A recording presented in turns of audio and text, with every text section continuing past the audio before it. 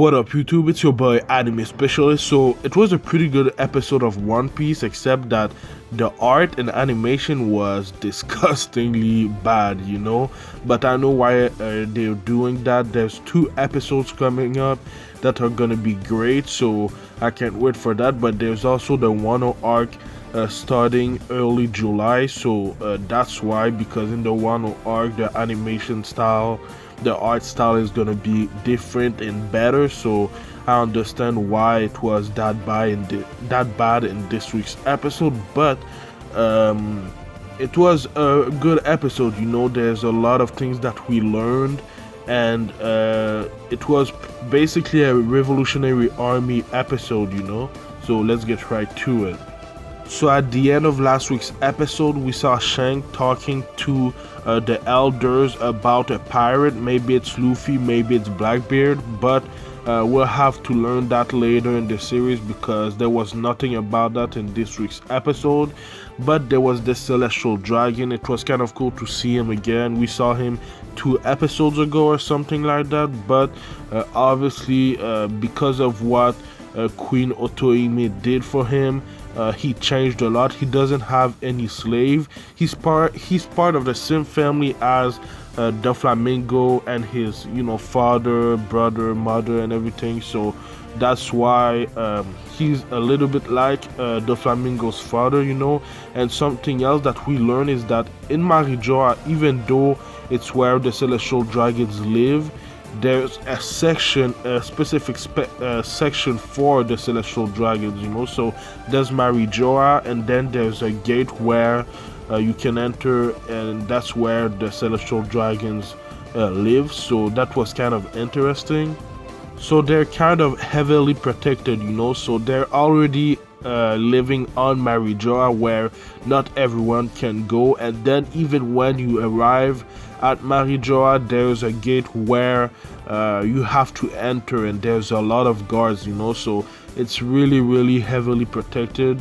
Obviously the Celestial Dragons are kind of the god of this world. They do what they want, and they order everyone, even the elders, So that was, in my opinion, really interesting to see that even though they're in Mariejois, there's a section specifically for the Celestial Dragons. There was a little lady that wanted to enter the quarters of the Celestial Dragons, and the guards said that she was a queen, so that was interesting. But the first time that I saw her, at first I didn't really know who she was, but after thinking about it a little bit, a few seconds, I know who she is. So we'll talk about her a little bit later in the video. But yeah, man, it was pretty cool to see her again. It's been a while. But man, we need to talk about a character that we've seen a lot of times that caused the Straw Hats a lot of problem, and that's his Bartolomeo Kuma. And that's sad, man. So Bartolomeo Kuma went from a king of a kingdom to the Revolutionary Army, obviously because he wanted to do the right thing, and then he went and infiltrated the world government by becoming a warlord. But now he's actually a slave, So that's kind of crazy, man. He's a slave of the Celestial Dragons, and the way that they were talking about him, it's like they were renting him. They even said it in the episode. One of the Celestial Dragons was renting him, That's kind of crazy, man. And they were just hitting him like he was nothing. Obviously right now he's kind of a machine. We don't know if there's something human still in him, like one of the commanders of the Revolutionary Army said.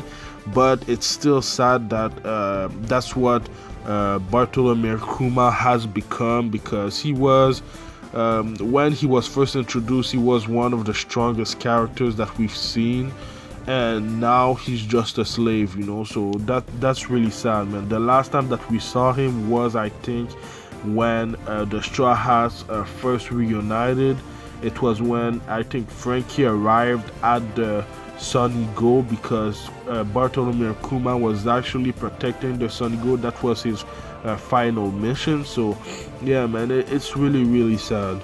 Hopefully, while the Revolutionary Army is attacking Mariejois, they'll be able to take Kuma back and maybe do something to bring back his consciousness, his human consciousness, you know. So it would be interesting. But even Sabo wasn't able to restrain himself. If it wasn't for two of the commanders, he was gonna attack one of the celestial dragons, in my opinion. But yeah, man, I know I've said it a lot, but that's really, really sad.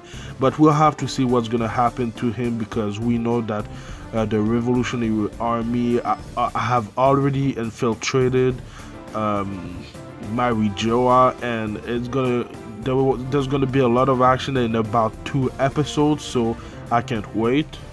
Anyway, we need to talk about this young lady right there. She's part of the worst generation.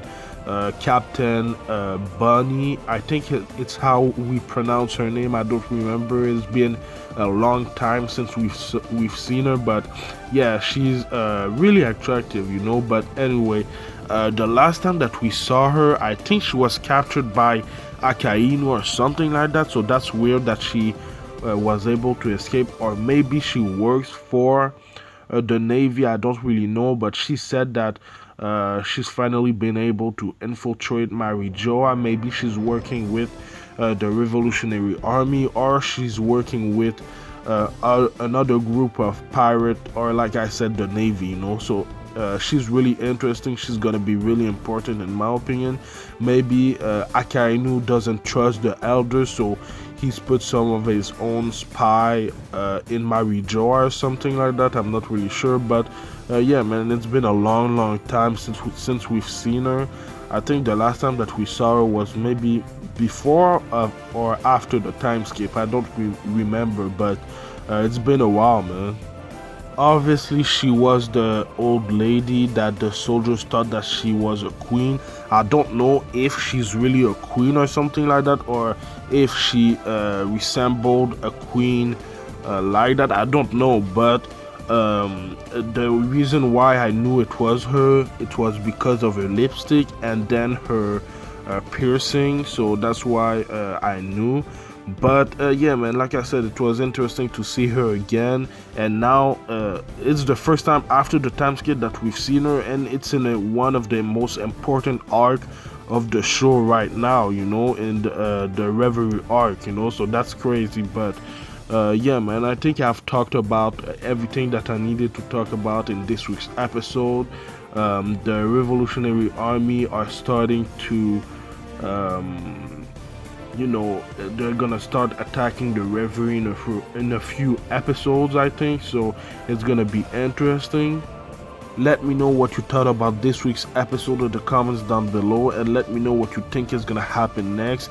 And I know that you guys can't wait for the Revolutionary Army to destroy the Celestial Dragons. I don't know how they will do it, and I don't know if they will do it, because like I said, it's heavily protected. There's two of the admirals in Mariejois right now. There's Fujitora, and there's the other admiral, one of the new ones. I don't remember his name, but it's gonna be a hard task, you know. So I just want them to rescue Kuma for now, because that's crazy, man. Sabo was really mad. But yeah, man, I can't wait for what's gonna happen next. I can't wait for the Wano arc in early July 7th. It's gonna be crazy. And like I said, the reason why the art and animation for most of the episode was trash is because there's 2 episodes coming up that are gonna be crazy good in animation and art style, plus the story. And they're putting a lot of efforts for the Wano arc, so that's why it was kind of a trash art and animation in this week's episode. There was some shots like this one that was great, but for the most part it was bad. But yeah, man, I do weekly One Piece reviews on Saturdays, so subscribe for that. And I do other anime related things like Black Clover reviews on Tuesdays, Kimetsu no Yaiba Demon Slayer reviews on Saturdays, and I also do Attack on Titan Shingeki no Kyojin reviews on Sundays. There's a new anime coming on my channel in early July. It's called Dr. Stone. I'm gonna review this anime weekly too, so stay tuned for that. But yeah, man, thank you for watching, and I'll see you in the next video. Anime Specialist out. Peace.